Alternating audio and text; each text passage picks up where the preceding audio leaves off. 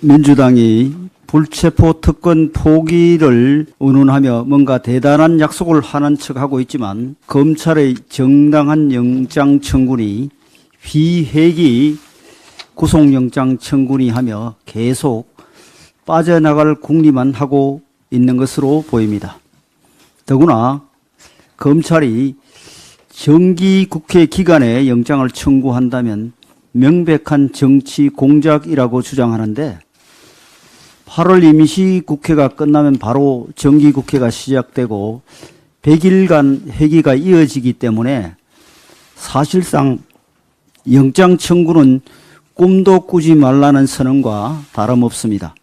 결국 민주당의 비회기 영장 청구 주장은 또 다른 특권을 요구하는 오만한 발상이며 체포 동의안 부결을 위한 명분 쌓기일 뿐입니다.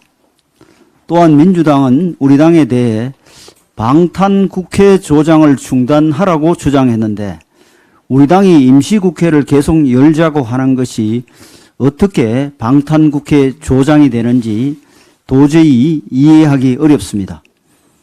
민주당 의원들은 자당 의원에 대한 체포 동의안이 올라오면 부결을 택할 수밖에 없는 자동 반사신경을 가지고 있기 때문에 스스로 방탄을 멈출 수 없으니 우리 당 보고 멈춰달란 말입니까? 원래 민주당은 일하는 국회와 민생의 중요성을 강조하며 쉼없이 임시회의를 소집했고 회기를 이어왔습니다. 누가 봐도 방탄을 위한 국회였지만 민생이 중요한 것도 사실이었기에 우리 당은 공휴일에 개원하는 무리한 회기 요구도 받아들였습니다.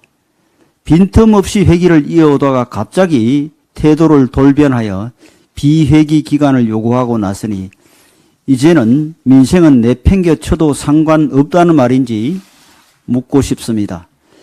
불체포 특권 포기 문제는 이렇게 어렵게 돌아갈 이유가 없습니다.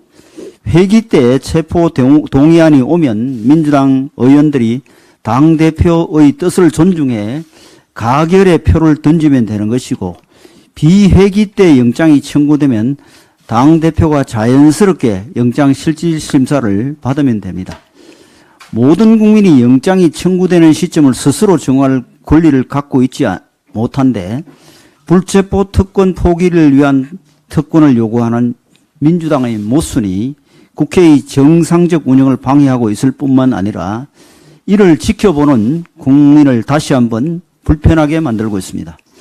민주당이 민심을 조금이라도 두려워한다면 지금이라도 비회기 구속영장 청구 요구를 접고 불체포 특권 포기 약속을 실천해야 할 것입니다.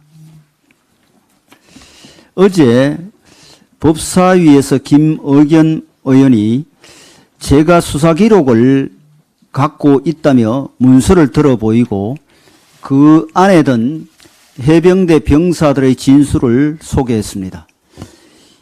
이에 곧바로 김의겸 의원에 대해 수사 기록은 공개될 수 없고 아직 경찰에 이첩도 되지 않았는데 유출돼 질의자료로 활용되고 있다는 지적이 나왔습니다. 그러자 김의겸 의원은 광범위한 광의의 의미로 수사 기록이라고 얘기했다고 해명하고 작성자가 누구냐는 질문에 대해서는 알려줄 필요가 없다며 답변을 회피했습니다.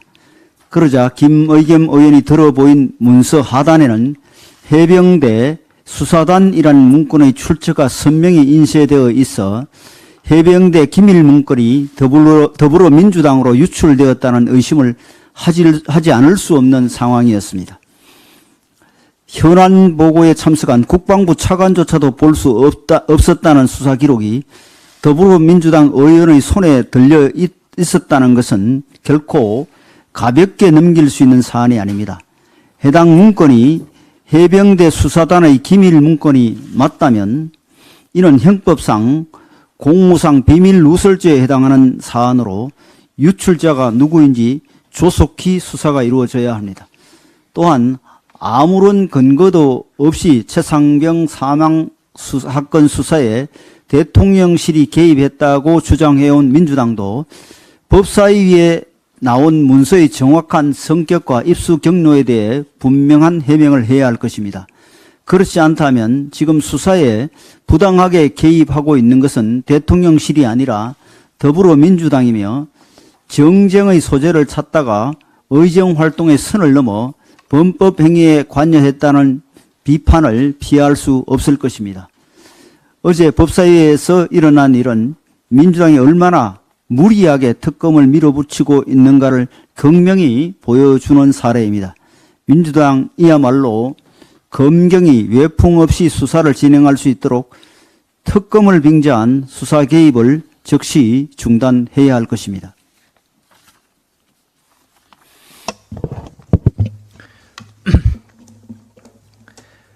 정부의 내년도 예산안 편성이 거의 마무리 단계에 접어들고 있습니다.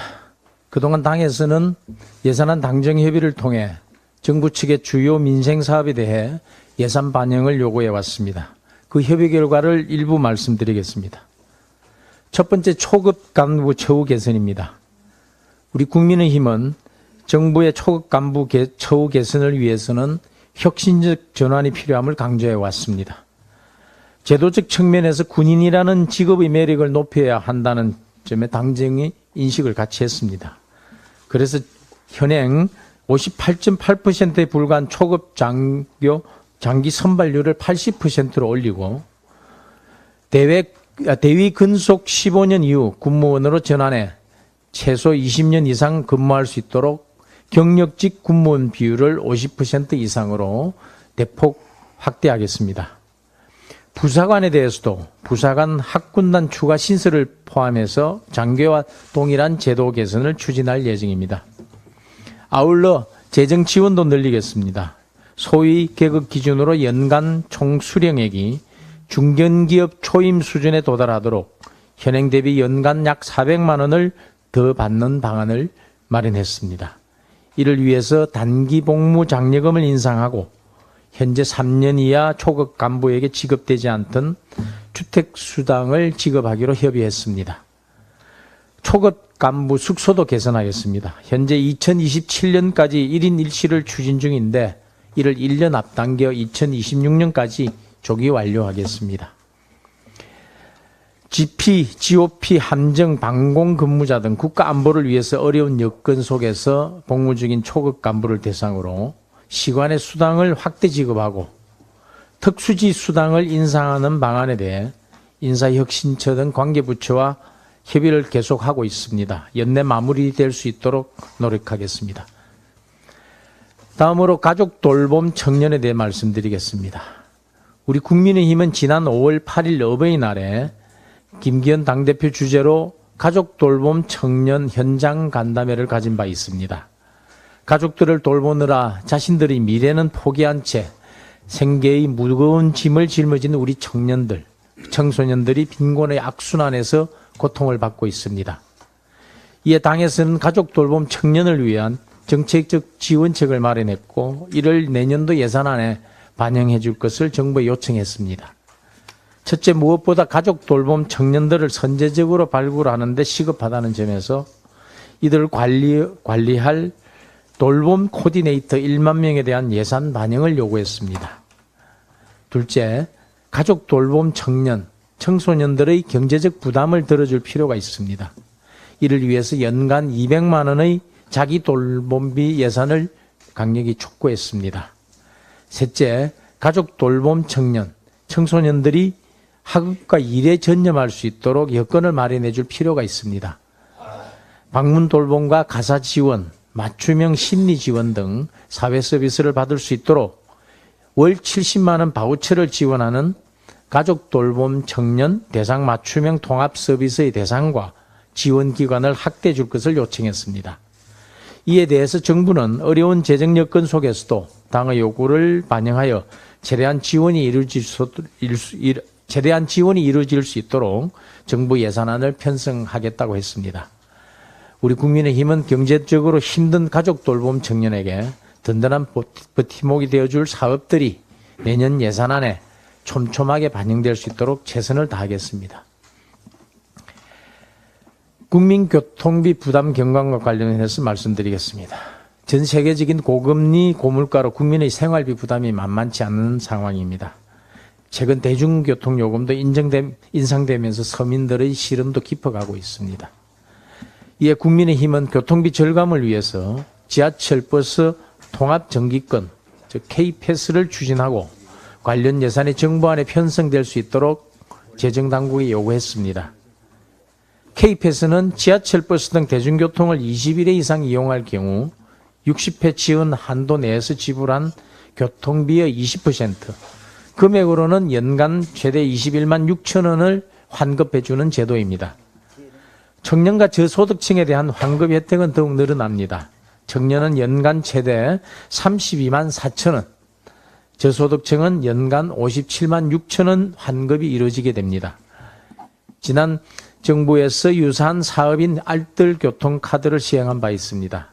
그러나 알뜰교통카드는 대중교통을 이용할 때 걷거나 자전거를 이용해야 하는 전제 조건이 있습니다. 즉 보행과 자전거 이동 거리에 비례해서 마일리지를 지급하는 방식입니다. 그러나 문제는 실제로 걸었는지 또는 자전거를 이용했는지 여부가 확인하기 어렵다는 점입니다. 또한 마일리지 지급 구조만 복잡하게 해놔서 교통취약계층, 노인층 이용이 매우 저조합니다.